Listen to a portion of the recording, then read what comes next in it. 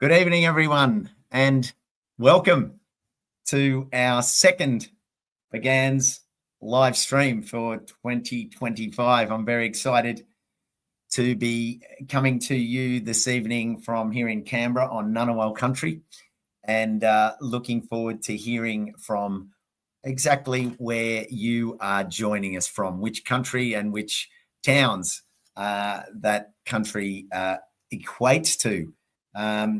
It's great to be diving deep into May as we head closer towards Botanic Gardens month. Botanic Gardens week, but we spread it out over the month with our webinars. And to get us underway, I would like to welcome Cass, our fearless leader here at BGANZ, Botanic Gardens Australia and New Zealand. And I'm just going to bring Cass in. Where is she? There she is.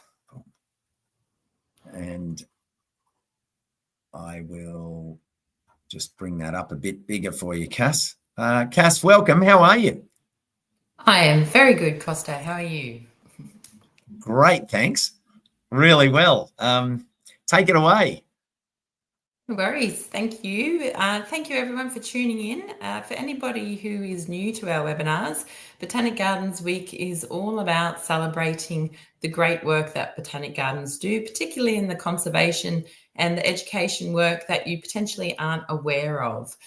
So we run an annual event. It's every year, and this year it's been extended to a whole week, which runs from the 19th to the 25th of May. If you actually scan the little QR code behind me, you will be taken to the website where you can see a full list of all the events that will be taking place across Australia and New Zealand. If you can't see your local botanic garden on there, I highly recommend you jump onto the members page and you can follow them from there and find out what they're actually doing in your local area.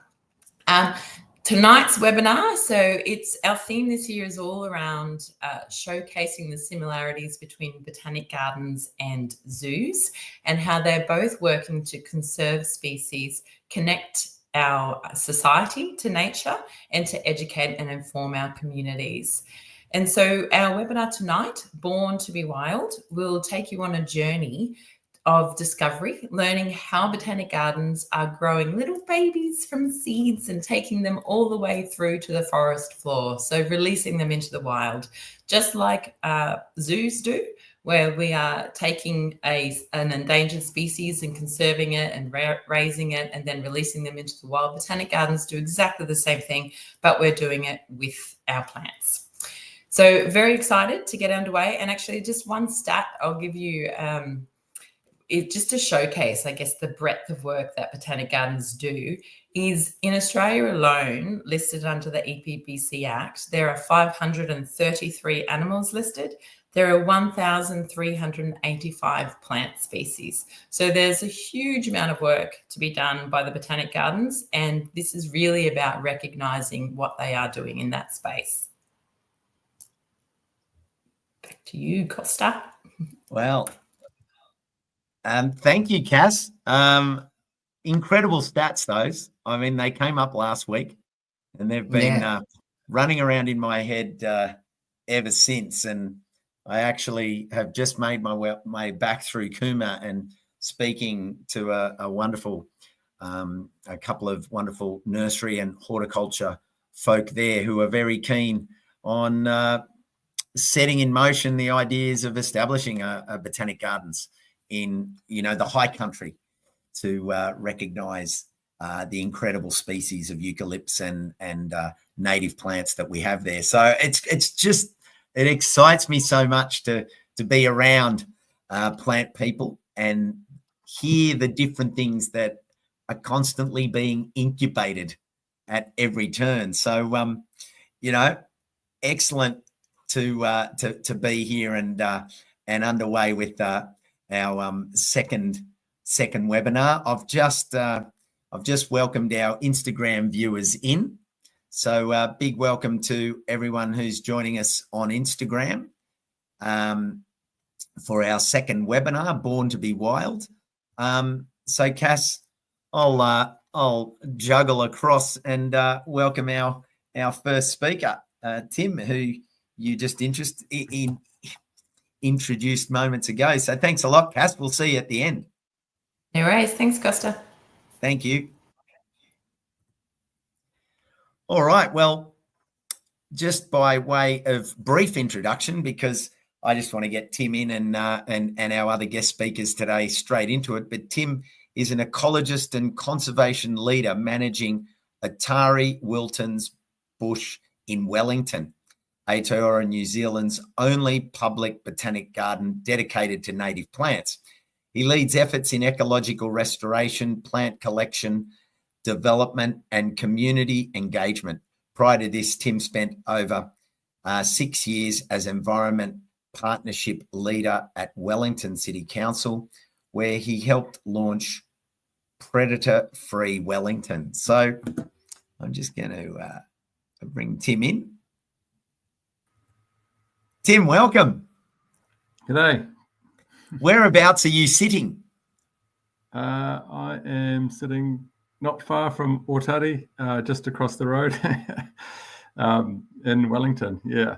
So yeah, fantastic.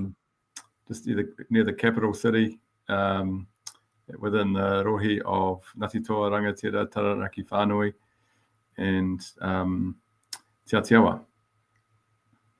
Well, welcome to our webinar tonight, and thank you for taking the time to be a part of it. And it's lovely to have the breadth of BGANZ, which is Botanic Gardens Australia and New Zealand, and this layer of it is so valuable for our Australian viewers and supporters of BGANZ. And yeah, really looking forward to hearing about your story. So if you like, I'll just I'll put your presentation straight up,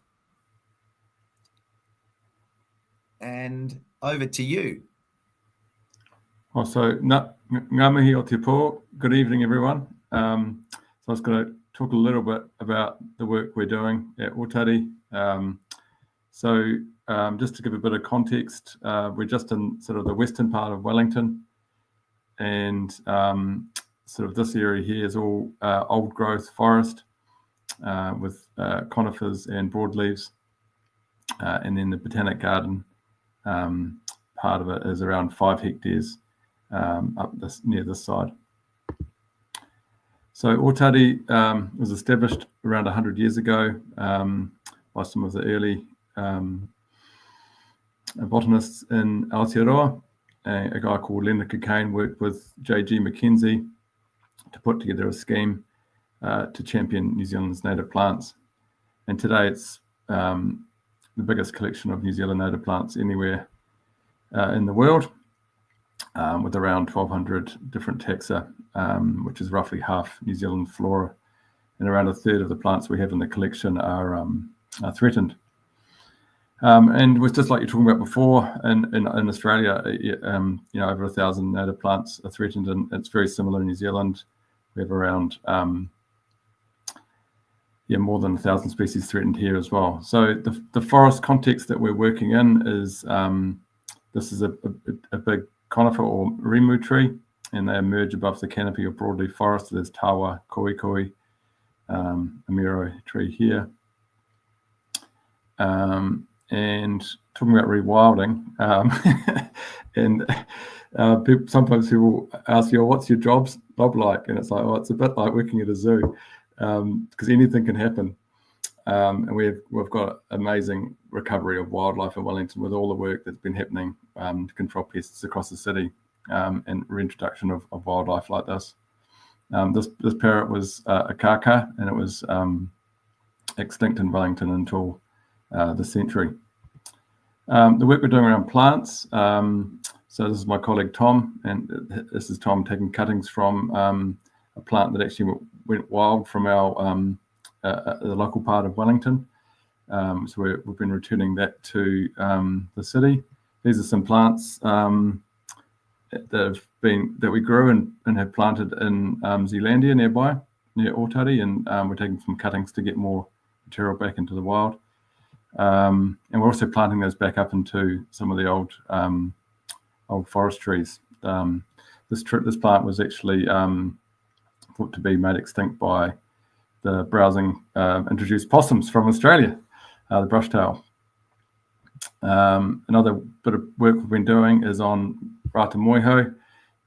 It's one of the rarest trees in Aotearoa, with around 13 left in the wild. This is one in the wild. This is one that we're growing in our gardens, flowering.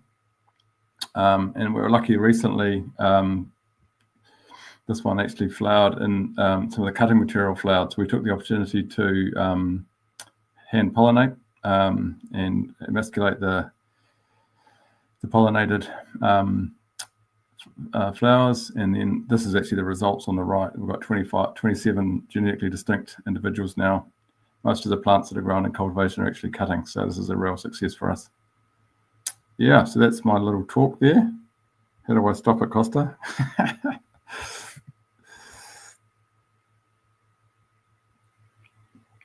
Hello.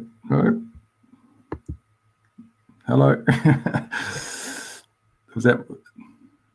Yeah. So I think this Botanic Gardens week we're talking about the similarities between zoos and botanic gardens. Is that right?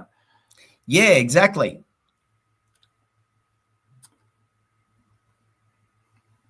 What do you want to add to that?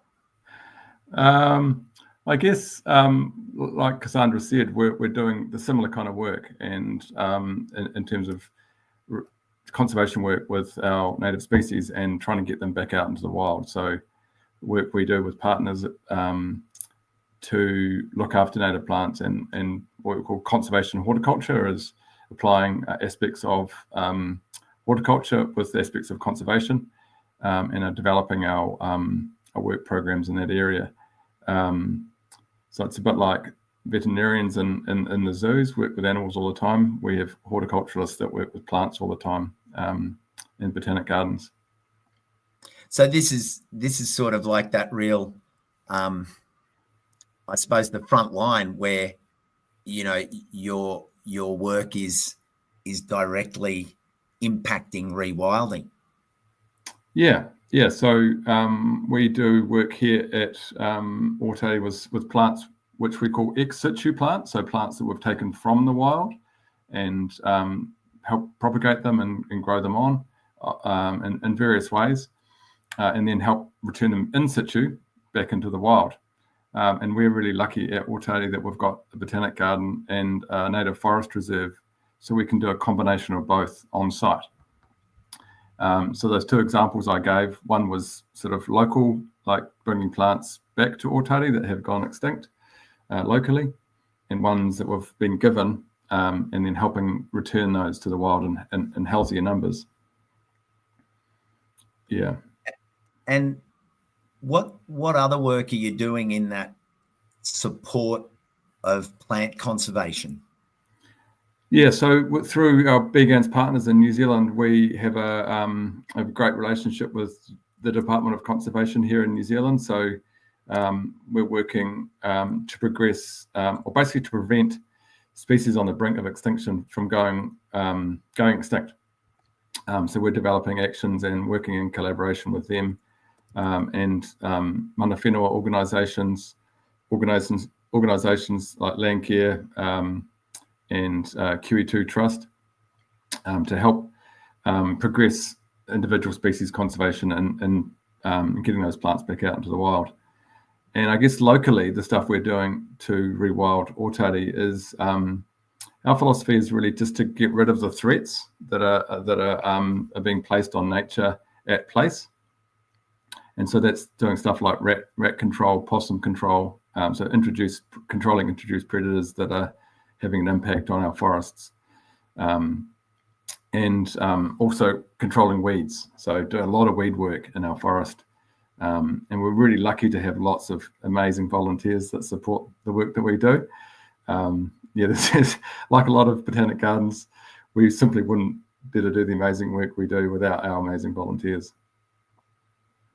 That's just one final question before we'll bring you back for more questions later. But what is that way that you work at getting volunteers involved and interested? Is there any secret Otari elixir that helps bring people in? Because it is one of the challenges for any groups at the moment, be it organisations such as Botanic Gardens, but community groups. I'm on the front line of that all the time, and you know that people are pressed for time, and what sort of ways do you engage and encourage people with the stories?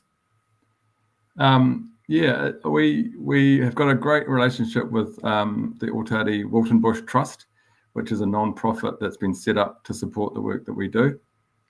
And they've been going for more than 20 years. And they are a really dedicated bunch of individuals. A lot of them have actually had their own careers in conservation, so they really know their stuff.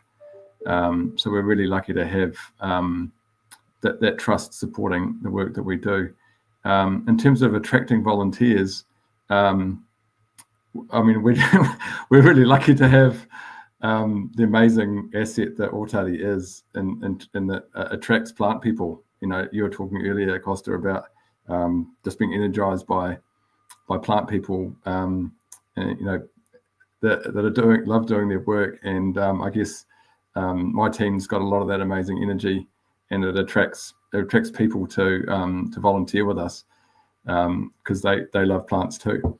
And so it's a really place for people to, you know, where people and plants come together. And yeah, we really respect the commitment and energy that our volunteers bring to their game.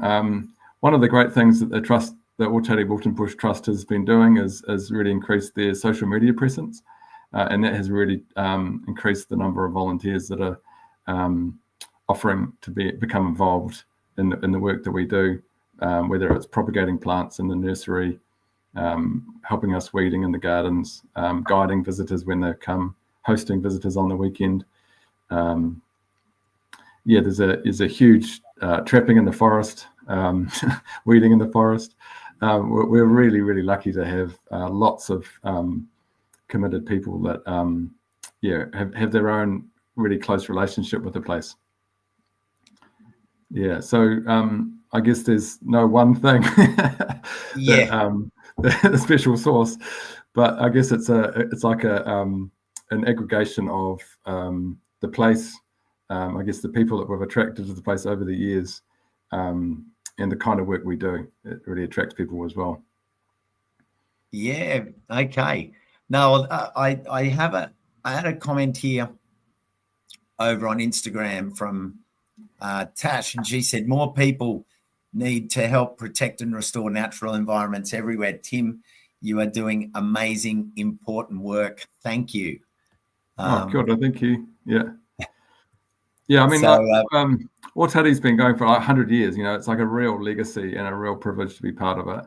And that's kind of, it's been like the core, or I guess the nexus of ecological restoration in Wellington. And so that real champion of place and looking after our places has led to stuff like the predator-free Wellington efforts that are going on across the city.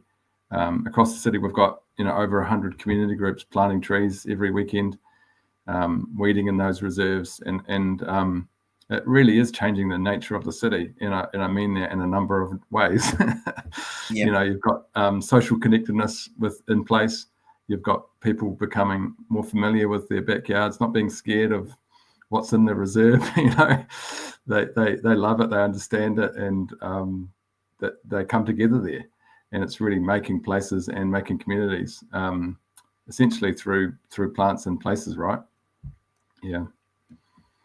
Oh, fantastic. Well, look, thanks for throwing open such a broad sort of range of what's going on in your world over there. I'm sure there'll be some more questions come in during the rest of the webinar. So I might move across now to our second speaker, Tim, and I'll just drop you back into the green room. make yourself a cuppa, listen on in, and thank you Doctor. so much so far. All right, well, let's move along to our second speaker, and that's Felicity. Now, just let me jump in here and bring Felicity in. Sorry about the delays. We seem to have had a problem because it's going out fine onto YouTube and Instagram, and for some reason, Facebook has been blocking the broadcast, which is only going out onto, I think, my timeline for some reason, and I've been working away in the background.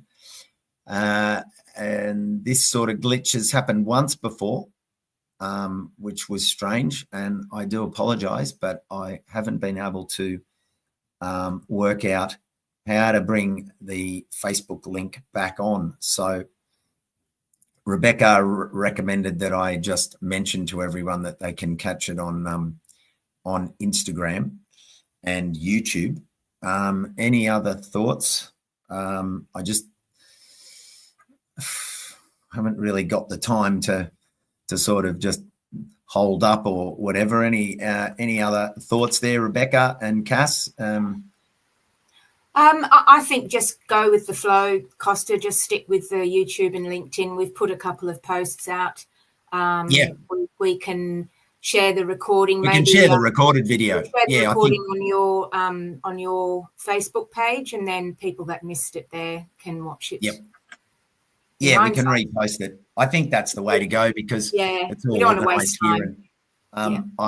I have done the troubleshooting that's happened with this once before, and for some reason it's just across the Facebook platform, which is kind of unpredictable. Frustrating. But, All right. Well, let's go ahead with Felicity now. Thanks, Beck. No worries. Okay, so before I bring her in, our next speaker is Felicity Skoberne. Felicity has been curator of Wollongong Botanic Gardens since December 2022 and currently chairs the BGANZ New South Wales and ACT regional group. A landscape architect and horticulturist, she brings 34 years of experience in open space management and design to her role, with a strong focus on connecting people to nature. So, Beck, where are we? Felicity, good to see you. Good to see you too. Thank you. Fantastic to have you on board, and thanks for all the work you do with BGANZ. You're welcome. I'm very privileged to be a part of that. It's great.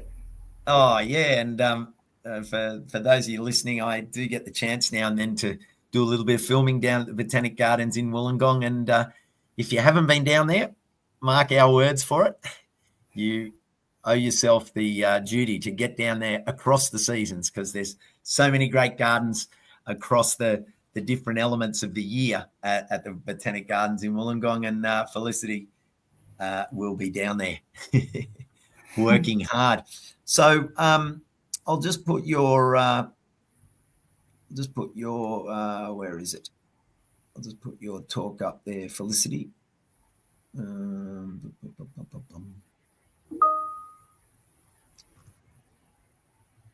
Is that it? That's the one. Yeah, great. All right. Well, I'll just disappear myself from the screen, and over to you, Felicity.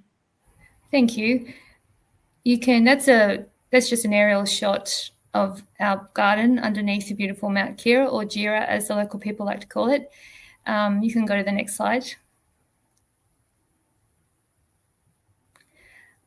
Botanic Gardens, we do a lot, but the boldest two circles in the midst of that is the plants and the people. And so I love my job because I get to connect the plants and the people. And I guess what I'm going to be talking about is how we rewild. We do some formal conservation, and then we do some more engagement, informal conservation, and it's a lot of fun. Next.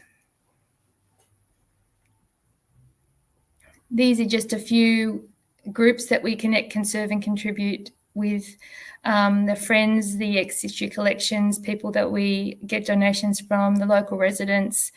We have a great Green Plan sale, which is a ratepayer subsidised nursery sale once every month. We work with Rotary, the Illawarra Local Aboriginal Land Council, the university across the road, schools, and some early childhood centres. Next, please. So I just wanted to highlight one of our sort of conservation efforts that we've done with across agencies. We're very fortunate that we get to work in with some really cool groups of people. And in this instance, what you're looking at on the left there is some baby Pomaderus adnata they've been growing with us. They were growing with us from 2022 from seed that was collected up in our escarpment area. It's like they're an endangered species that we really have taken great lengths to, even to the point where we worked out that that seed responds to fire, to sort of cooler fires. So our living collections curator took the seeds home and put them in his oven and cooked them at 100 degrees Celsius so that he could get the perfect heat to make the seeds germinate.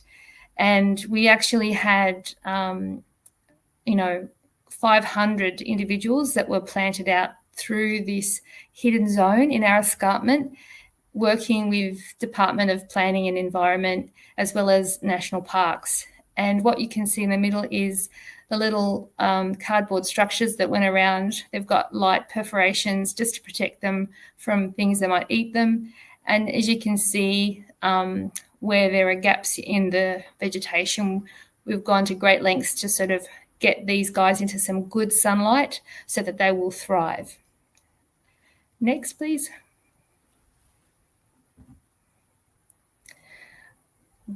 So where Wollongong is on the coast, and it's sandwiched between beautiful escarpment and the ocean. And as you can see, it's quite linear and long, about 30 kilometres. And as it goes from north to south, it does spread out, but it's still very narrow coastal plain. And what has happened over time, because we are so desperate for land, the amount of tree canopy cover and vegetation cover in general has just diminished extensively through our city. So that analysis on the left talks about the fact that the orange and red zones, so the red zones, of which there are 8 through our city, the super low canopy covers are less than 10% canopy cover. And the next zone up is, I think it's up to 10 to 20%. So in essence, what we're trying to do, in addition to the threatened species work that we do at our site, we collect seed. Our fantastic team goes out, collects seed, and they then bring them back to our nursery and they grow them. And then we get them up into a decent size and we start to look at ways that we can rewild our city.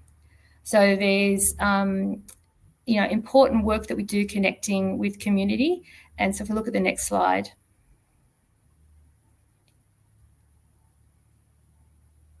You can see that from the map, just the map we're at, the bottom, most of the bottom part of the map, the southern part of the map was orange or red.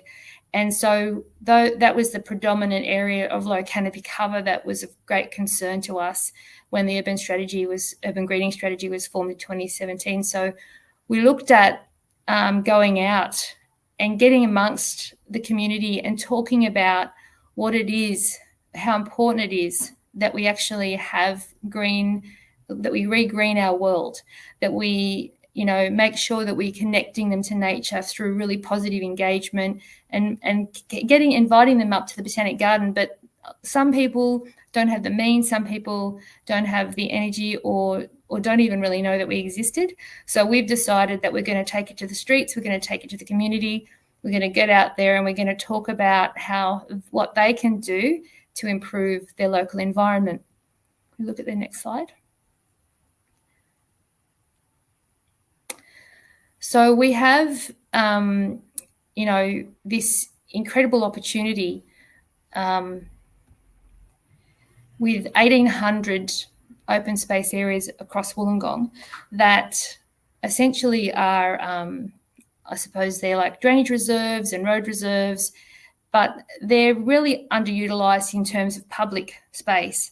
And so each year, these masses of open green grass, we sort of, they're just completely, they're lying there, they're getting mown, so resources are going towards them. We have 20 teams that go out across the city to look after these mown areas. So what we've ended up doing is each year we're identifying about 30% of those sites to actually revegetate. And we use like the lower ground covers and then canopy trees so that you can still have permeability and you can see through, for safety, because that's really important in open space. But it just gives us this great opportunity to create wilded spaces.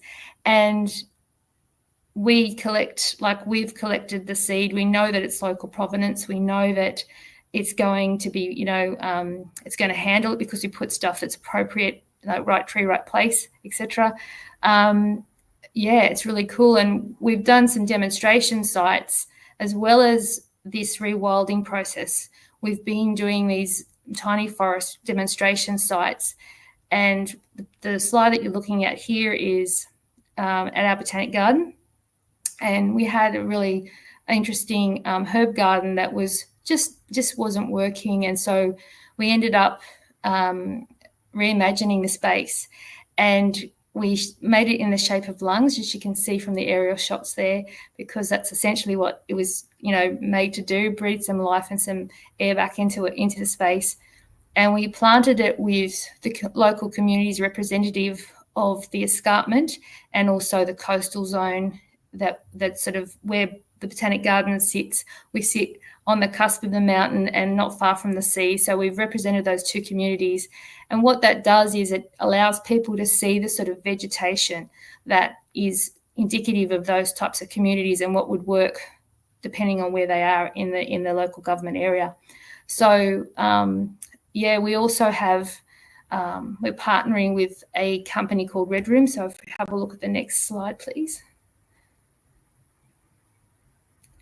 That's just another tiny forest that we've created, and it's essentially in conjunction with a school, and it's just gone gangbusters. We have a go to the next slide, and you can see some progress shots on it.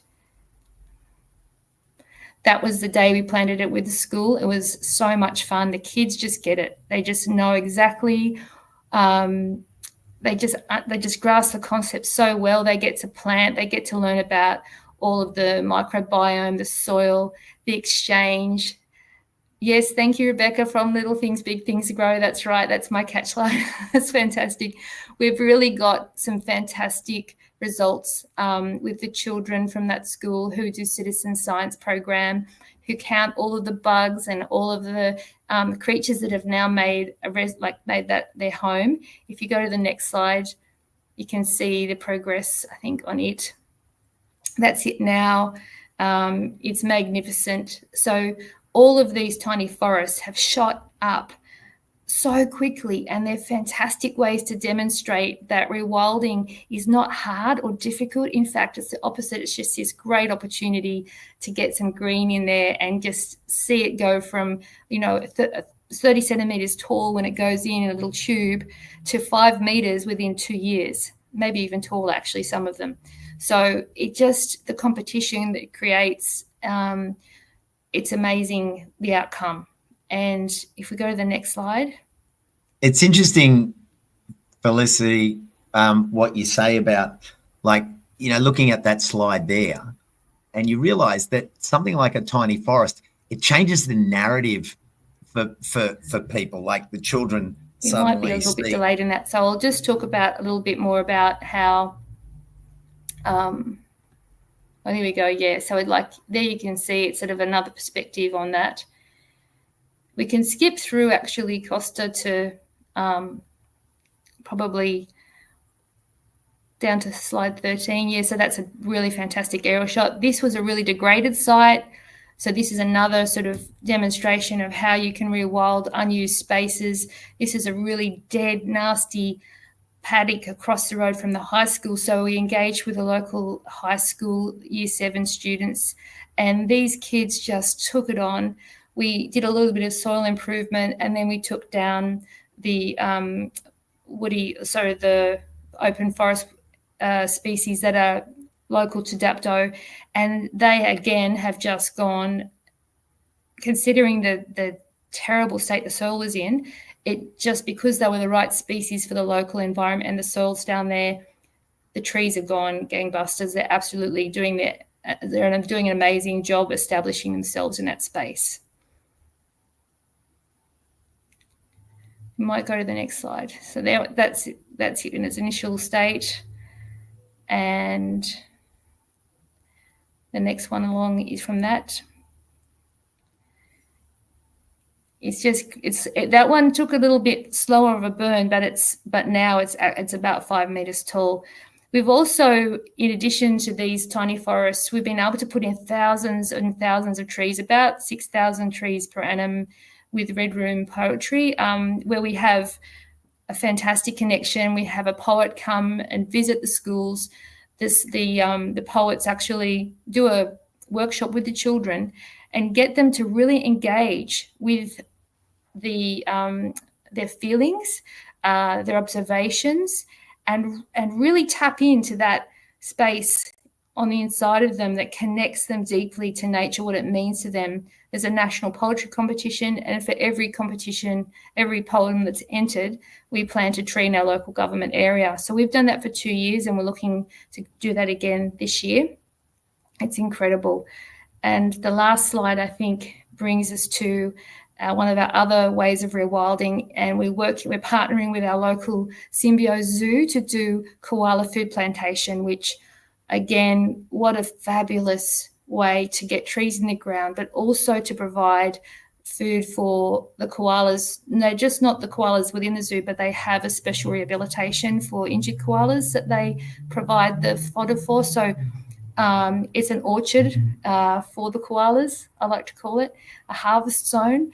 But the kids who were adjacent to this site came just with gusto, and we planted 1,000 trees in this space, which was just formerly a bit of a it was, it's used for a dog park, but it's still, or a dog track walking area.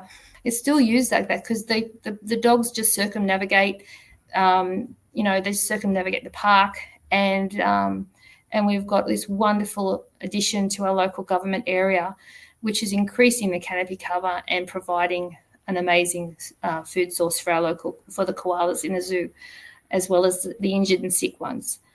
So the last slide there is a happy slide of myself and my colleague Alison on the day that we finished planting the forest. It was a labour of love, and I think that's what it's all about, is if you're passionate about plants and you can bring your love and your passion to other people and tell them all about the cool things they can achieve, that's where you'll engage your audience the best. Oh, fantastic. Can you hear me? I can. Yeah, fantastic. I wasn't sure. Felicity, wow, there's been lots and lots of comments coming through. Stephen down in Ballarat is doing that at his school, and the kids love everything about it. What came to my mind when you first mentioned the tiny forests, in my experiences with them, like just the word tiny and forest, it captivates people. Like they just respond to it differently than saying this is a planting of mixed trees that we've put here as a garden bed reflective of the native species of the Wollongong or the Illawarra. You suddenly talk tiny forest, and people just shifted a little, and it's a beautiful way to get them engaged with the Botanic Gardens on a different level. Absolutely. We've found such warmth and excitement as we've included the community, particularly because the children are doing the planting quite often, and then the parents come along, and then it becomes an ownership from, like not just the children, but the parents are just like, wow, we're contributing to the, to our local environment. And we also see, I've had the friends do what they built, the one in the Botanic Garden, and they're a more senior demographic. And some of them hadn't actually, they were sort of, they were more of a social or, financial members of the friends, and they hadn't planted trees before. And that was really special to me, that we could actually get our friends, we gave them gloves and hats and trowels, and we taught them the correct way to plant a tree. So they've all got grandkids, they all got enthused. That was just another layer of education and connection for them. And now when they see the forest, how quickly it's grown, they all remark to me, they'll all say, wow, look how tall our trees have grown. It is very special when people are involved, and the volunteers and the community, they take great ownership and pleasure in what they do. And I get to facilitate that. Yay. Yeah, that's pretty amazing. I just had a comment here from Cass on Insta. She says, I love the connection of youth to this entire process of rewilding. So important that they care and get involved. Yeah, I mean, it's the connection to country through caring is really a strong and positive one, that if we can embed that, if children connect to that early enough, they'll take it with them all their lives. And I think, we're really seeing the positive outworkings of that just from the few tiny forests that we've created, because we're getting people approaching us to do more. Fantastic. And the final question before we head over to our final guest for the evening, John Arnott asks, will you be adding any threatened species in those urban landscape plantings? Probably not the threatened species, probably in the sort of the main public areas, because we tend to focus on just getting as much of the local plant communities sort of out in there. But as food for thought, John, I don't think at this point in time, because most of our threatened species, we could probably sneak a few in and nobody would know, but we try and place those in sort of special areas where there's not a lot of a lot of foot traffic and not a lot of, I suppose, we like places with passive surveillance to make sure that these things establish safely and they establish well. But we do so much bush care. We do an incredible amount of bush care out into more remote areas, and that's where we find we can place those threatened species safely and keep them out of harm's way. Well, Felicity, thank you for threading such a lovely ongoing connection to this evening's talk off the back of where we started, and now we're going to head from down the Gong just up the road a little up into Sydney. So Felicity, I'll just drop you back into the green room and we'll bring you up for a few questions in a little while. Our next guest for this evening is Nathan Emery, and Nathan is the manager of Seedbank and conservation collections at the Botanic Gardens in Sydney. Botanic Gardens of Sydney. Oh, can you imagine, like for any of us who are into seeds, can you imagine being the manager of conservation collections at a Botanic Gardens? Like seriously, that would be a gelato shop for me, like just looking around at this. So basically he's overseeing the New South Wales seed banking program and its growing collection.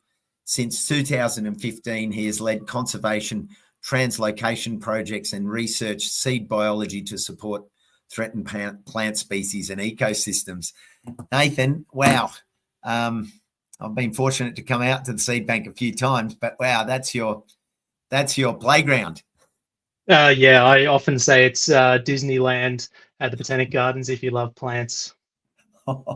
And given that you've got this incredible new facility, custom designed and built, and just in need of that input and all of that collection work. Yeah, absolutely. It's purpose built for storing and securing precious seeds of our unique native flora, and often it's the last line of defense for against plant extinction in the wild. Wow. Well, look, really looking forward to hearing from you and threading it into this evening's conversation. I'll just put your slides up there, and you're sweet to click them on. Yeah, you're good. Yep. All right. All good. I will I'll leave you to it. Thanks, Nathan. Take it away. Thanks, Costa. Great to be with you all this evening. I'm going to share one of the projects I've been involved in over the past 10 years at the Botanic Gardens of Sydney. One of the most head-scratching but also engaging projects that I've been involved in, and this is around the perplexities of petunias, or geebungs, or snotty gobbles as we like to call them. And with these projects have been involved in the conservation and translocation of threatened petunias in New South Wales.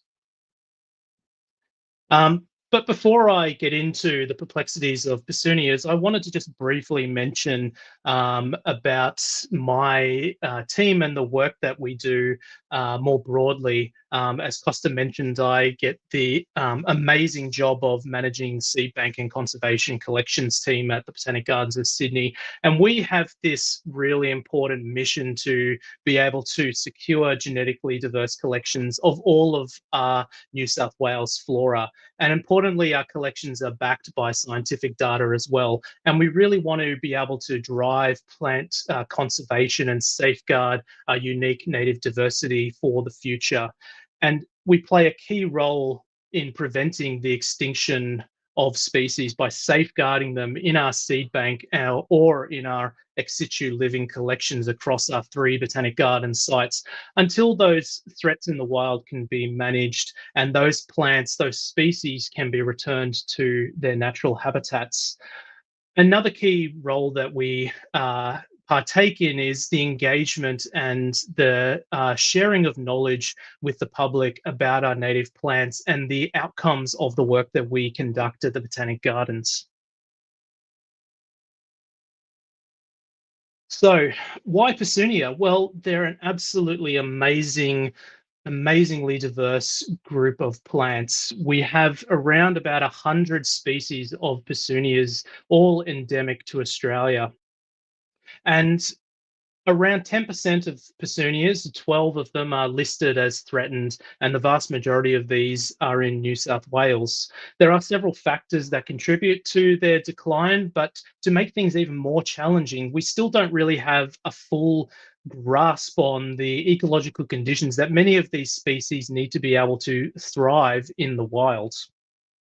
So they're what we term as exceptional species, which basically means they don't always conform to typical seed banking or propagation techniques. They're not what we would call easy.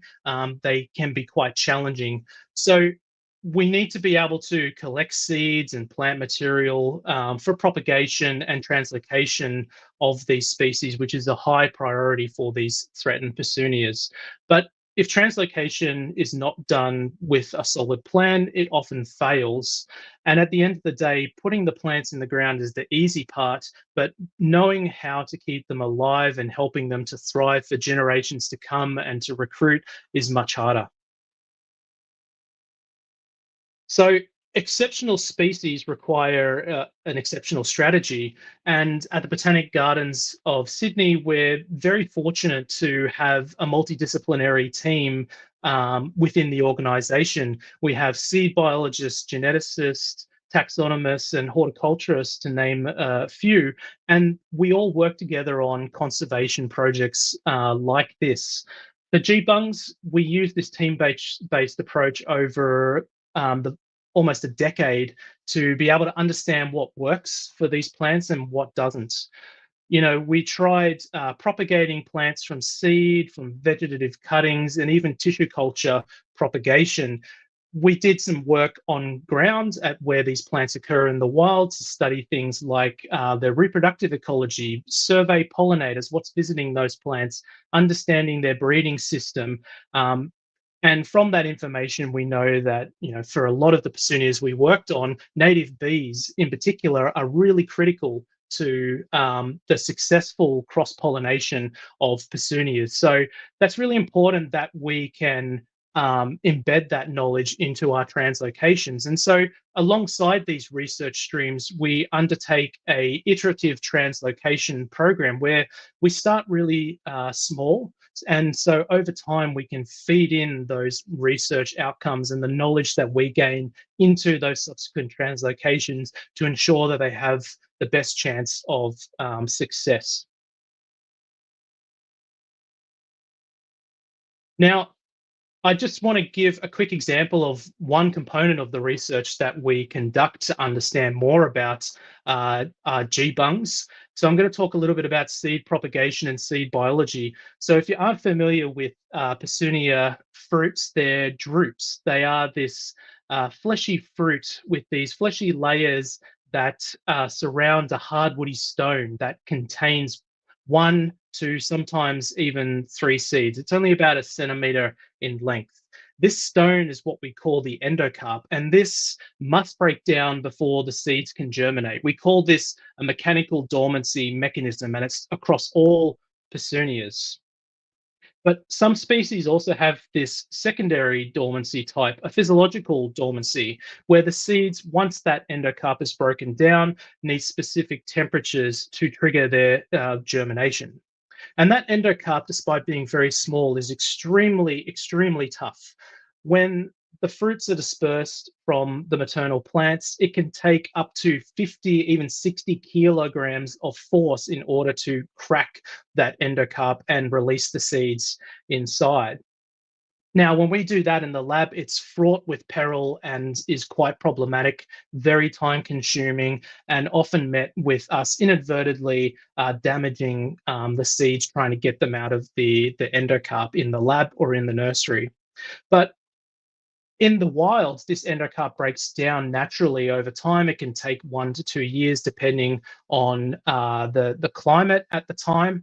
And while this is happening, it's still keeping those seeds within nice and safe and ready for germinating when the time's right.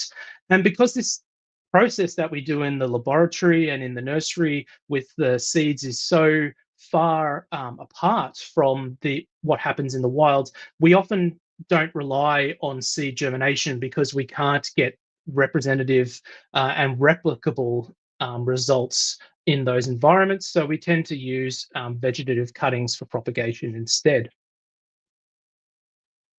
And so once we reach the planting stage, I'm really passionate about engagement and community involvement. And we've run numerous community planting days for some of our threatened petunias. For critically endangered North Rothbury petunia, Petunia pauciflora, we've just finished our 5th translocation for that species involving the community. To give you some context around that, there are estimated around 650 natural North Rothbury petunia plants still in the wild today. And with those 5 translocations, we've put out a further 800, 900 plants. And it's really important, I feel, that we share our research outcomes and talk about more broadly the importance of plant conservation and the work that we do. And having those community days is really an effective means for us to do that. It really helps to build awareness of the general threats that plants face day in, day out. And it really empowers the community to be part of the solution to help save our threatened species. it also helps to accelerate collaboration and to build this sense of stewardship over these plants. You know, a lot of the time, these projects, the funding associated with them is time limited and finite. And unfortunately, it does end. And when that's the case, the ongoing care of these plants often relies on in-kind support and committed community members to look after them and give them the care that they need until they can sort of build resilience in the populations themselves. And this shared ownership of the work that we do is really essential for the long-term conservation success, not just of Pesunias here, but also for other threatened species that we work with at the Botanic Gardens. Thanks, Costa. Thanks, Nathan. Now, did you have a video you wanted to show? Oh, yeah. The frame that I have on that slide is a time lapse of a community planting day that we did at at North Rothbury. So if we can play it, it's just, I think, about 11 or 12 seconds. It just goes to show the speed and the enthusiasm that a community can get a whole population of critically endangered Pesunia out in the space of a couple of hours.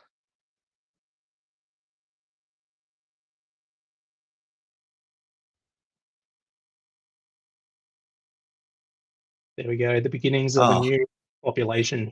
Yeah, wow. That's fantastic. You know, they're really interesting little tools that you know, just get the story out to people. And you know, as Beck says here, you know, volunteers are the backbone of gardens, and with that work that you're doing, like, you know, grappling with the intensity of seed strength and juggling that difference between, you know, vegetative versus seed. Is there any grand big picture consequence between vegetative and seed reproduction in the work you're doing? No, well, I mean, in some respects, because we start looking at the genetic diversity of species, and we have our genetics team at the Botanic Gardens who study the diversity of species and determine where the diversity lies. We can capture that quite effectively using vegetative cuttings, because we're essentially cloning where that diversity is. When we use seed, there's potentially a little bit of an unknown there if the seed has been cross-pollinated, but we can always test the plants genetically once we've put them into the ground to understand how well we've done. In terms of the resilience or the strength of seedlings versus cuttings, anecdotally, it's always been that seedlings are more resilient than cuttings, but it wasn't until recently, when we actually studied the root system of plants propagated from both types after a couple of years, that we actually saw that these seedlings tend to put a lot of their growth into the root system. They develop a really complex and large root system, whereas the cuttings seem to focus all their energy on above ground growth and have a really underdeveloped root system. That does even out over time, but it just means that if you're propagating Pesunias from cuttings, you might want to hold on to them for a little bit longer in the nursery, help them develop, give them that time for that root development before you put them out into the wild. Stephen just said, perfect discussion with National Tree Day coming up in a few months. Plenty of planting opportunities with lots of community groups and schools. I just had one question here for you before I bring everyone else back in. While seed banking is a powerful tool for conserving plant diversity, is it feasible or effective to bank seeds from all plant species? What are your thoughts there? Yeah, it's a really good question, Costa, and the short answer is no, unfortunately. Even though seed banking is a very cost-effective and low-risk tool, there are some limitations. So there are a few groups of species where it just doesn't work. And just briefly, the orthodox seed banking process that we undertake is to reduce the seeds down, dry them down to around 5% of their moisture content, and then stick them into minus 20 degrees. And that really slows the aging process of those seeds so they can survive in storage for decades, if not centuries. But there are some species that have what we call recalcitrant seeds. So those are seeds that just don't survive that drying or freezing process. A good example are a lot of our rainforest species whose seeds have a high oil or lipid or fat content, and they just break down when we dry or freeze those species. There are others too that are very short-lived and have low viability seeds. And so even seed banking may not be a viable strategy. So we do employ at the Botanic Gardens some other strategies of maintaining that diversity of plants that fit into those requirements. So we have living collections at the Botanic Gardens across all 3 sites. We also have a tissue culture collection, and we've also more recently started working around cryopreservation, which is storing plant material or even seeds at minus 192 degrees Celsius, which effectively stops the aging of that material. Wow, that's a great explanation. Thanks for that, Nathan. There's a couple of other questions I've noticed on Insta in a similar vein, but I think you've pretty much covered that. So what I might do is I'll bring Tim up, and I'll bring Felicity back. Here she is. And yeah, there was a question here, Felicity, that I thought I'll throw open, and Nathan and Tim, if you and Felicity, if you've got any questions for each other, just feel free to toss them around.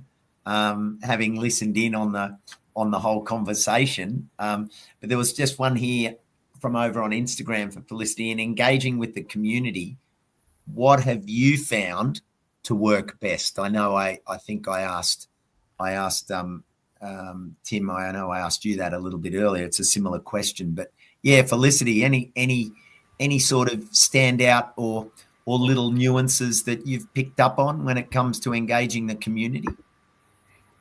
What's in it for them? So I find that when we can really demonstrate meaningfully what's in it for those community members in terms of, it might be them, it might be meaningful for them to be a legacy, it might be meaningful for them just to actually participate and be a part of a community activity, or it could be that they just really have a passion for learning. So whatever we like, when we get together with people, we like to talk to them and say, so, we get engaged with them. We say, so what makes you come out today? Is there anything you'd like to learn about? So we have follow-up as well as just the actual activities on the day. And I think when you actually really engage with people meaningfully, that is really powerful, because it becomes a really like a memory that you build with someone, and it's something fun, and it has positive association for what they do. Do either of you want to add to that thread, Tim or Nathan? Yeah, I think one of the things that we're doing a little bit differently in Wellington is, I guess, stepping back from like controlling what the community is doing in our spaces and reserves, and like enabling that, and so providing what they need to get on with the work. So we've got our own native plant nursery that we grow eco-source plants, and we give them to the community to plant, and they put them where they know they need to go. We can provide advice and support, but ultimately there's a lot of trust there that we've got with the local community, and well, I guess we've developed that over many years. That's a really good thing, because it reduces the amount of admin that the groups do. So if they don't need to have a bank account if we give them what they need. So they don't have to have any committee meetings around finance, or and let them do what they want to be doing. And that's not necessarily having board meetings. So that's the thing that I think we've learned from that really works, is this, enabling and supporting the communities to get on with the work that they want to do in our reserves and public spaces. It's really a valuable lesson for it that we've learned. Yeah. Nathan, Mr. Bettridge asked, are they an emergent species in their context, or do they serve as understory or ground cover? Talking about the Pesunias there. Yeah, so I mentioned Pesunias are quite a diverse genus, and there are species in there that are tall trees and shrubs, but there are others that are sort of more prostrate and herbaceous or woody herbaceous plants as well. So some of them do come back quite well after disturbance or fire, so they do emerge, but they are, bless them, they take their time with everything, with their germination, their growth, and so they can get outcompeted by faster growing species around them. There you go, Mr. Bettridge. That was a great question. Annie has been enjoying the conversation on conservation all the way from South Carolina. So Annie, thank you again for always dropping in from way over the other side. And I think I must say, Tim, what time is it over there for you? We're getting a bit late. You're just gone 10 past 10 almost. Yeah. 10 past 10. Yeah. Well, it was supposed to finish at 10. So I'm just looking down. I think we might finish up with just a broad question for the three of you, just as a final thought. And it's sort of around the what roles and how can the public take on the role to support these plant conservation efforts in rewilding our places. You know, that's really the theme that's come through the three of your chats tonight, that these are our public places. These plants are our public plants out in the wild, and the way you're rewilding through the different approaches. And I like what you said, Felicity, about, you know, still having permeability, still having safety, but still keeping it wild. Like these contexts, these challenges of building something, because I mean, rewild is a buzzword and it's all fine and dandy, but it's still got to be rewildly managed in the city, in those ways. So yeah, I'll just leave it to the three of you to you know, throw that little public slant on how people can support that conservation and that work. I think have a crack. You know, that's the main thing. Get out there and do it. Have a chat with your local, you know, botanic garden or local council, and ask them what's happening in that reserve. And if you see, you know, if you people out there know what needs doing, just offer your services and get involved. A lot of people are surprised at how much can be done once you just start. And a lot of people spend a lot of time thinking about things, and there's a lot of support and advice out there. So don't be afraid to ask. Yeah. Thanks, Tim. Stay curious and make sure you connect. If you're not sure, you can actually. There's lots of ways we're approachable. You can come see us at the Botanic Garden, or you can look us up online, or you can go back through BGANZ and connect that way. Botanic Gardens are like give people a big wide open welcome to come out and help, and as does all of our other reserve work. So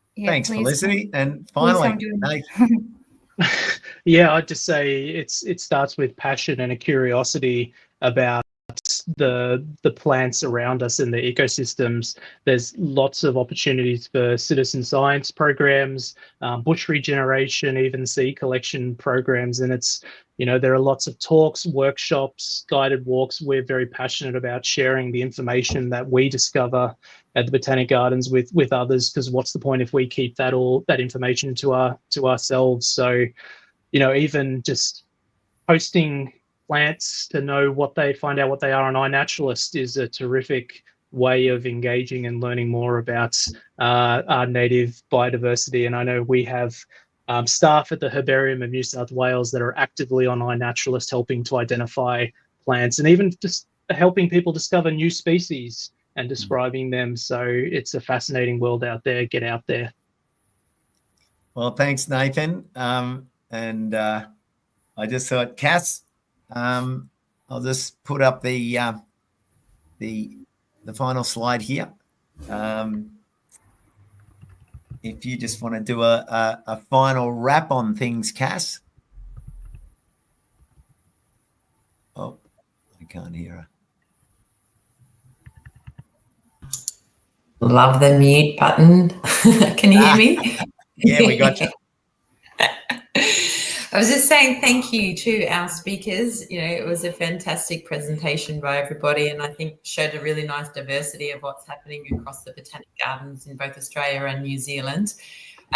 Just two points I think that I'd like to pull out was, you know, it really showcased, one, the complexities around how we actually, in animal terms, breed our plants, and the work that goes into understanding how you actually propagate and take something from seed and then get it back out into the wild.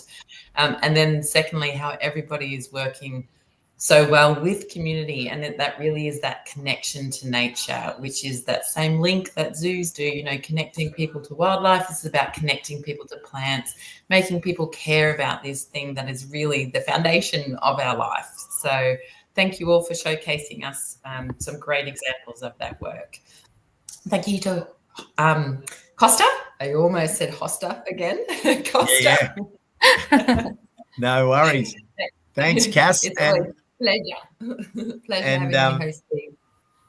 Absolute treat. Apologies to anyone watching who came in and tried to find us on Facebook tonight. For some reason, there's been a block glitch here, but I will post this back out on there for others to watch the replay. And, of course, next week, from local roots to global reach, the network of Botanic Gardens with Alastair Robinson, Darren Crane, and James Clugston. So can't wait for that. But in the meantime, to our wonderful guests this evening, thank you so much for giving us your time, particularly for staying up, and hanging in there with us, Tim. We really appreciate it. And to all the viewers who were with us live, and to the replay viewers, thanks for joining in, and we'll see you again next Monday for number 3 of our 2025 series. So from all of us here tonight and from BGANZ, have a great week ahead and get out in nature. Ciao for now. Ciao.